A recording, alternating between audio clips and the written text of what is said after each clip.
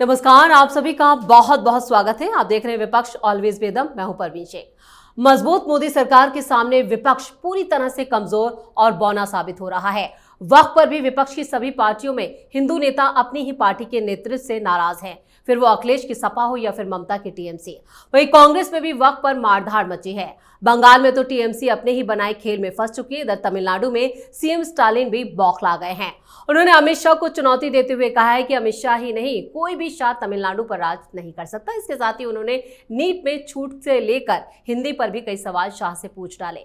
इधर बिहार में भी कांग्रेस को समझ आने लगा है कि आरजेडी की बैसाखी के बगैर उसकी राज्य में कोई औकात नहीं है। यानी ईडी के निशाने पर आए गांधी परिवार के युवराज राहुल गांधी ने बिहार में भी सरेंडर कर दिया है। तो कैसे एकजुट का दम भरने वाला विपक्ष रेंग रहा है, क्यों मुद्दों पर बटा हुआ है विपक्ष? इसी पर चर्चा के लिए स्टूडियो मौजूद हैं कैपिटल टीवी के editor in chief doctor Manish Kumar और एग्जीक्यूटिव एडिटर राजीव कुमार। आप दोनों का बहुत बहुत स्वागत है। धन्यवाद।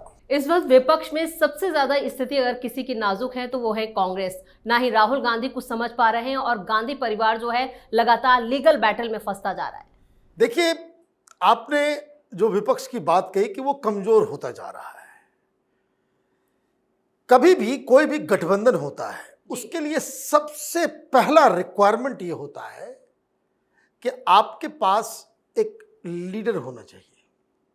अदरवाइज वो गठबंधन खंड खंड विखंड हो जाएगा। भाई, एक इंडी गठबंधन भी है और एक एनडीए भी है। बिल्कुल। लेकिन एनडीए में एक सर्वमान्य नेता है, उसके सामने किसी की कोई हैसियत ही नहीं है, तो वो नेता उसको कैरी फॉरवर्ड करता है। अगर आप पीछे जाकर के देखें, यूपी की सरकार 10 साल तक रही, 2 टर्म। उस वक्त इनकी लीडर सोनिया गांधी थी, वो चैलेंज नहीं किया गया किसी के द्वारा। That's why they could survive for 10 years. उससे पहले 5 साल की सरकार चली तो उसके सर्वमान्य नेता अटल बिहारी वाजपेयी थे। तो ये जो पूरा का पूरा गठबंधन का खेल है, वो तब एक मजबूत स्थिति में आता है जब आपके पास एक मजबूत लीडर होता है। बिल्कुल। यहां आपका लीडर ही फिसड्डी है। इसके पल्ले न पार्टी खुद का पल रहा है, न गठबंधन। आप देखिए कि किस तरीके से इन्होंने वक्त के ऊपर रायता फैला दिया। एक तो खुद और उसकी बहन दोनों मैदान छोड़ के भाग गई। जी। भाई, लीडर कौन होता है जब इस तरह का बैटल चल रहा है? वक्त में जो लैंडमार्क जो 370 था, उस तरीके का ये लैंडमार्क है वक्फ बोर्ड के खिलाफ जो कानून लेकर के आई मोदी सरकार। और इस बड़े बैटल में आप मैदान छोड़ के भाग गए, बस इस वजह से कि पार्लियामेंट में अगर मैं कुछ बोलूंगा तो लोग क्लिप काट काट के अगले 20 साल तक जो है हमें दिखाएंगे, फिर मैं जनेऊ पहन करके कैसे जाऊंगा? अभी गुजरात में चुनाव होना है। गुजरात, नज़र उसकी कहाँ है? गुजरात पे। और गुजरात में चुनाव है और ब्लेटेंटली ये प्रो मुसलमान दिखेंगे तो गुजरात चुनाव तो गया तेल बेचने, फिर तो नहीं जीत पाएंगे। और ये दबाव अंदर से भी यार, अब देखिए, आपने बिल्कुल सही कहा कि वक्त ने वो जो पूरा चल रहा था ना कि बैसाखी, ये वो, एक क्या नैरेटिव चल रहा था। जीत के बाद राहुल गांधी कितने एग्रेसिव थे। बिल्कुल। कि वो अडानी अंबानी और ये और वो बैसाखी, 50 तरह की चीजें। आज 1 साल अभी पूरे हुए नहीं, और 1 साल में क्या स्थिति है कि मोस्ट कंट्रोवर्शियल बिल ये पास करके चले गए। और आज कांग्रेस पार्टी ये कह रही है कि भाई ये जो इंडी गठबंधन है ना, ये तो सिर्फ लोकसभा के लिए, चुनाव के लिए था। अब कोई इंडी गठबंधन नहीं है। कि भाई महाराष्ट्र में महायुति ये लोग कहते हैं, अभी बिहार में ये लोग कह रहे हैं क्या महागठबंधन। इंडी गठबंधन तो है नहीं। और आप देखिए कि किस तरीके से इंडी गठबंधन से वो चुनाव लड़ रहे थे दिल्ली में।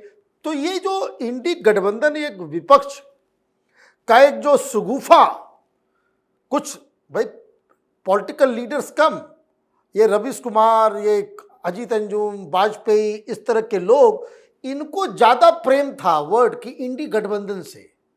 ये इनके सपनों का जो है वो एक गठबंधन था जो एग्जिस्ट अब ग्राउंड में करता ही नहीं है।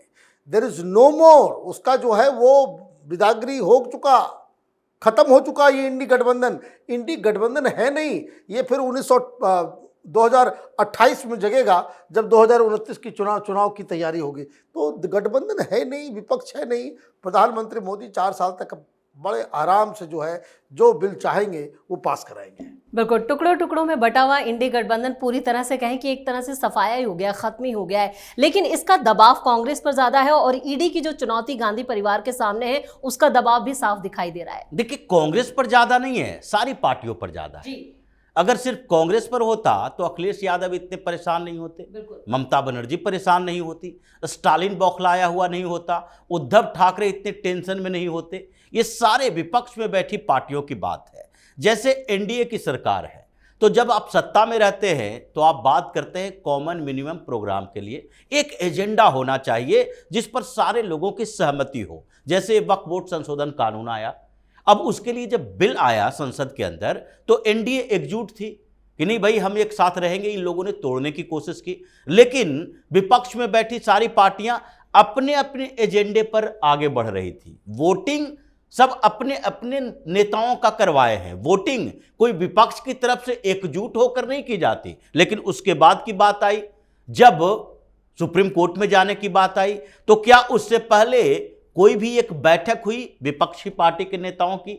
एक बैठक होती कि इंडिया अलायंस की एक बैठक है कि अब जबकि संसद से ये पास हो चुका है, अब प्रदर्शन करना है, इसका विरोध करना है, सड़क पर करें या फिर सुप्रीम कोर्ट में करें, तो हमें एकजुट होकर एक तरीके से विरोध करना चाहिए। और सुप्रीम कोर्ट में भी याचिका दायर किए थे। तो जैसे पहले याचिकाएं ये लोग दायर करते थे, कई ऐसे याचिकाएं हैं, चाहे ईडी के खिलाफ ही याचिका क्यों ना हो, इस पर नेताओं के सिग्नेचर करवाते थे और सारे पार्टी के नेता सिग्नेचर करते थे। नहीं, ये सारी पार्टियां हैं जो एकजुट होकर ईडी के खिलाफ आई है, विपक्ष की पार्टियों की बात कर रहे हैं। तो ये इनके पास एजेंडा नहीं है, तो अब करें क्या? इन लोगों को लग चुका है भारतीय जनता पार्टी पहले से ज्यादा मजबूत हो गई।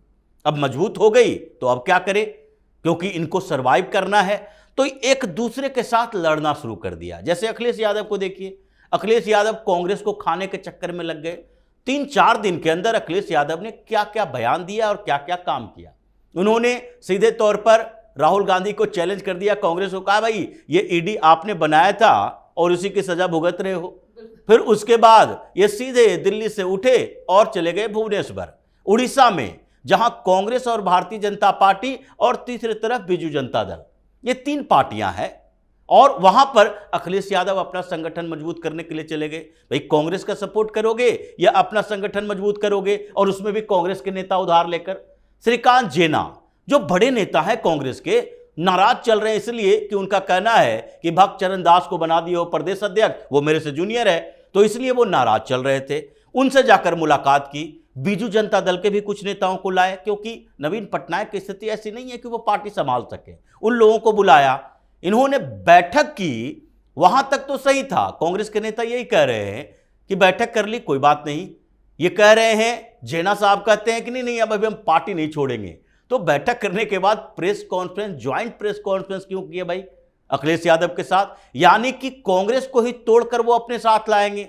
इधर एक पत्रकारों के सवाल के जवाब में सीधे जब न्यूज 24 की बात आई कि बाइकआउट करने वाले हैं, तो उस समय क्या हुआ, उसने पूछा और बात हुई, ये न्यूज 24, अच्छा वो कांग्रेस से जुड़े हुए नेता है, राजीव शुक्ला का चैनल है, तो फिर भी बाइकआउट करेंगे, कोई नहीं जाएगा प्रवक्ता हमारा न्यूज 24 पर, कांग्रेस का नाम लेने के बावजूद। यानी कि वो समझ चुके हैं, पिछले चुनाव की बात तो अलग थी, अब 37 सीटें हमारे पास लोकसभा में और विपक्ष की दूसरी सबसे बड़ी पार्टी है लोकसभा के अंदर, तो हम अपना आधार बढ़ाएं, केजरीवाल की तरह महत्वाकांक्षा है।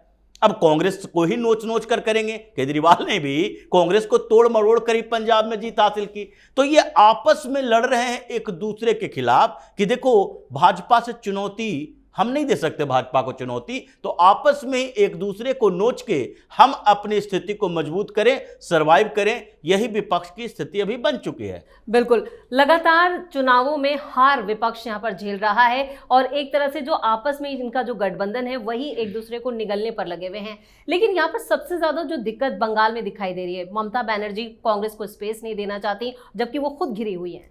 देखिए, हर जगह ये हम लोग शुरू से कह रहे थे कि ये गठबंधन, जब इंडी गठबंधन की बात चल रही थी तब से हम लोग यही बता रहे हैं कि ये अपने आप में इतना कंट्राडिक्टरी है कि हर राज्य में पहले आपस में ही लड़ रहे हो, तो आप मोदी से कैसे आप चले। देखिए बात बहुत ही सिंपल है कि ये तो यूपी में लोगों ने गफलत दे दिया, 35 सीटें जो है वो उधर चली गई। अदरवाइज अगर यूपी में जो एक्सपेक्टेड लाइंस पे अगर वोटिंग होती तो ये स्थिति तो आज होती नहीं, तो वो एक ऐसा रास्ता खोल दिया कि भाई आप अपने हिसाब से कांग्रेस को जूनियर पार्टनर बना करके आप अपनी राजनीति चमका सकते हो। तो वो क्या हो गया, ये हो गया एक पायलन, माने आप एक साइड प्लेयर को बना करके। तो ये सारी चीजें समझ में आ गई केजरीवाल को भी, वो भी कहा भाई साइड प्लेयर बनना है तो बनो, नहीं तो हम तो अकेले चलेंगे। फिर ये काम जो है साइड प्लेयर बनाने का काम जो है ममता पर, लेकिन कांग्रेस पार्टी की बुद्धि अचानक से जगी, बोला कि नहीं, ये तो जो राजीव कह रहे थे कि नोच नोच के खा रहा है कांग्रेस पार्टी को ही, तो ये जो है ये रिश्ते में बदलाव आया। अभी किसी तरीके से जो हमारी जानकारी है, ये अधीर रंजन चौधरी वो तो बीजेपी में आने वाले थे जी, ही वॉज शिफ्टिंग साइड्स, लेकिन लास्ट में कांग्रेस पार्टी ने कहा कि नहीं अब सीधे चढ़ाई कर दो ममता बनर्जी के ऊपर, तो ममता बनर्जी के ऊपर वो चढ़ गए, अब वो अटैक कर रहे हैं। अब देखिए कि वो पूरी हिंसा के लिए, वक्त के लिए ममता बनर्जी को दोष दे रहे हैं। तो जैसे ही ये आ रहा है तो इसका मतलब क्या हुआ कि भाई बंगाल में तो खत्म हो गया कोऑर्डिनेशन। जिस हिसाब से टॉर्चर कर रहा है कांग्रेस पार्टी ही तेजस्वी यादव को, ये भी अपने आप में कमाल है, टॉर्चर ही कहेंगे ना इसको, बिल्कुल, कि वो एकदम नया कपड़ा उपड़ा पहन करके गए मीटिंग में कि भैया आप आज जो है मुख्यमंत्री का चेहरा बन जाएंगे, उनको झुंझुना थमा दिया हाथ में कि नहीं भाई आप कोऑर्डिनेशन कमेटी को लीड कीजिए। सीट का कोई ठिकाना नहीं, अपनी लिस्ट अलग लेकर के जाते हैं, कहते हैं भाई 35, पिछले बार 70 मिला था, उस 70 में से ये 35 सीट हमने काट दिया है कि यहाँ पे हमको नहीं चाहिए सीट, इसके जगह हमको दूसरी जगह पे चाहिए। तो ये जो पूरा का पूरा जो खेल चल रहा है, आप देखिए राजीव ने जो बात कही कि भाई ये लोग अलग अलग गए, कैसे ये लोग ईसी के खिलाफ जाते हैं तो एक साथ जाते हैं, ईडी के खिलाफ जाते हैं, तो ये जो अलग अलग गए वो नहीं बात इंपॉर्टेंट है। इंपॉर्टेंट ये है कि पार्लियामेंट में बिल पास हुआ, अभी वो राष्ट्रपति का हस्ताक्षर भी नहीं हुआ, वो नोटिस भी नहीं निकला, और ये आपस में लोगों का रेस लग गया। एक कांग्रेस पार्टी भाग रही, समाजवादी पार्टी भाग रही, ये सारे लोग कि हम फर्स्ट, हम हैं मुसलमानों के सबसे बड़े रक्षक, ये कंपटीशन। तो ये बता रहा है कि ये देखिए वक्फ का जो मसला है ये डन एंड डस्टेड है, खत्म हो गया। जो बस बचा हुआ है मसला कि भाई कौन पार्टी किस राज्य में मुसलमानों के सामने अपने आप को जो है वो ऐसे पेश करे कि भाई उनको वोट मिले। ये सिर्फ और सिर्फ मुस्लिम वोट के लिए ये तमाशा चल रहा है। एवरीवन नोस कि भाई सुप्रीम कोर्ट से कोई राहत मुस्लिम पक्ष को नहीं मिलने वाला। बिल्कुल, और यही हाल साउथ में भी है, चाहे वो फिर तेलंगाना हो, कर्नाटक हो, तमिलनाडु हो, वहां पे भी विपक्ष की स्थिति और ज्यादा डल होती जा रही है और वो खुद अपने आप को डैमेज कर रहे हैं। देखिए, डैमेज करने की बात यहीं से शुरू होती है, क्योंकि वहां पर कई राज्यों में सत्ता किसके पास है? जो केंद्र में विपक्षी पार्टियां हैं, यानी कि कांग्रेस के पास सत्ता है। कर्नाटक में, तेलंगाना में कांग्रेस की सरकार है, फिर आंध्र प्रदेश में एनडीए की सरकार है, तो तमिलनाडु में स्टालिन कांग्रेस के पार्टनर है, और पिनराई विजयन केरल में वामपंथी पार्टी की सरकार है। अब इन जगहों पर आसपास में, जैसे तमिलनाडु में मुस्लिम लीग भी पार्टनर है इन स्टालिन के पूरे उस गठबंधन का, और उसको एक सीट भी मिली थी पिछले लोकसभा में। लेकिन अब मुस्लिम लीग को लेकर तमिलनाडु के अंदर हंगामा चल रहा है, ये वक्फ बोर्ड के मुद्दे पर ही, और इसीलिए स्टालिन बौखलाया हुआ है इस बात को लेकर कि कहीं ऐसा ना हो जाए कि महाराष्ट्र की स्थिति अब तमिलनाडु में भी हो जाए। भले ही अलग बात है कि वो द्रविड़ पॉलिटिक्स करेंगे, लेकिन द्रविड़ पॉलिटिक्स में भी हिंदुत्व ना हो ऐसा तो नहीं कहा जा सकता, क्योंकि तमिलनाडु में हर जगह बड़े बड़े मंदिर हैं, लोगों के अंदर सनातन की भावना ज़्यादा है। ये नॉर्थ इंडिया में जितना प्रदर्शन नहीं होता हिंदुत्व का, उससे 10 गुना ज्यादा प्रदर्शन तमिलनाडु में होता है। केवल और केवल उसको जगाने की जरूरत है और वो जगाया जा रहा है। क्यों अमित शाह पर सीधे अटैक कर रहे हैं? अमित शाह का राज नहीं चलेगा, कोई शाह का राज नहीं चलेगा, तो कौन राज करने जा रहा है?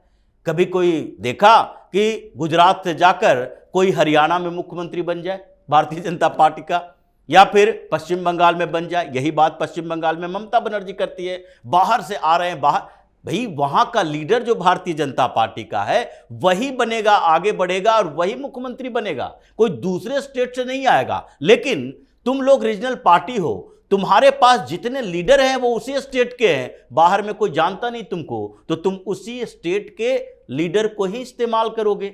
तो अभी जो स्थितियां साउथ में चल रही है कि कांग्रेस एक राज्य में अपना आधार खो रही है, कर्नाटक के अंदर इसकी पार्टी में घमासान चल रहा है, और तेलंगाना के अंदर जो रेड्डी है उसके खिलाफ जो पार्टी के अंदर गुटबंदी चल रही है कि देखो ये कास्ट सर्वे तो कर रहा है, दलित तो कर रहा है, लेकिन ये ब्राह्मण को मुख्यमंत्री क्यों बनाए हुए है, उसके खिलाफ भी लामबंदी चल रही है, अभी विस्फोटक स्थिति में नहीं आई है। इसलिए कांग्रेस जहां सरकार में है वहां परेशानियां और ज्यादा बढ़ी हुई है। इसलिए साउथ से लेकर नॉर्थ तक जितने विपक्ष में बैठी हुई पार्टियां हैं, किसी भी मुद्दे पर एकजुट नहीं होगी।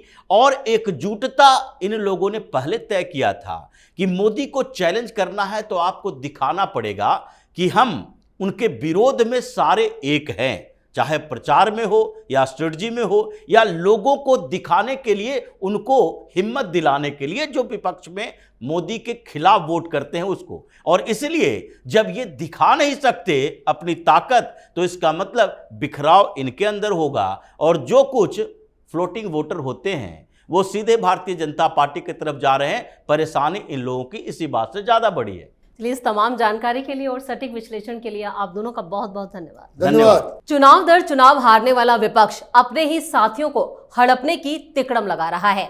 बंगाल में ममता की टीएमसी तो कांग्रेस को किसी भी कीमत पर स्पेस नहीं देना चाहती। यही हाल यूपी में है, जहां अखिलेश तो राहुल की पीठ में छुरा घोंपने की फिराक में है। वहीं बिहार में तो आरजेडी ने कांग्रेस को मजबूर कर दिया है कि खुद वो मजबूत होने की जुगत लगा रही है और कांग्रेस रेंग रही है। यही हाल तमिलनाडु में डीएमके की पार्टी का है, यानी हर मुद्दे पर विपक्ष में सिर्फ मारधाड़ मची है। इस खास शो में इतना ही। वीडियो कैसा लगा कमेंट करके अपनी राय जरूर दें। वीडियो को लाइक करें, शेयर करें और कैपिटल टीवी को सब्सक्राइब जरूर करें।